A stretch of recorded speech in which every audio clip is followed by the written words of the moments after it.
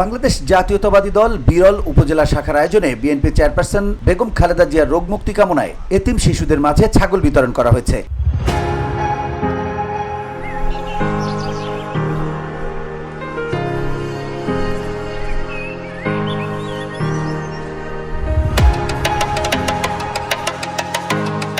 বৃহস্পতিবার বিরল পুরিয়া বলদিয়া হাফিজিয়া মাদ্রাসা ও এতিমখানা মুল্লুক দেওয়ান ওয়াকফ স্টেট হাফিজিয়া মাদ্রাসা ও দেওয়ানজি দিঘি হাফিজিয়া মাদ্রাসায় বেগম খালেদা জিয়ার রোগ মুক্তি কামনায় সদকায়ে জারিয়া হিসেবে এতিম শিশুদের মাঝে এসব ছাগল বিতরণ করা হয়।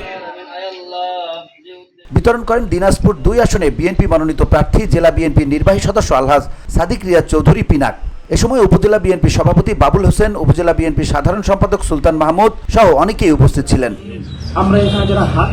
ছাগল গ্রহণের সময় মাদ্রাসার এতিম শিশুদের সাথে নিয়ে আলাদা আলাদা প্রতিটি মাদ্রাসায় মুনাজাত পরিচালনা করা হয়। VOD Bangla news desk.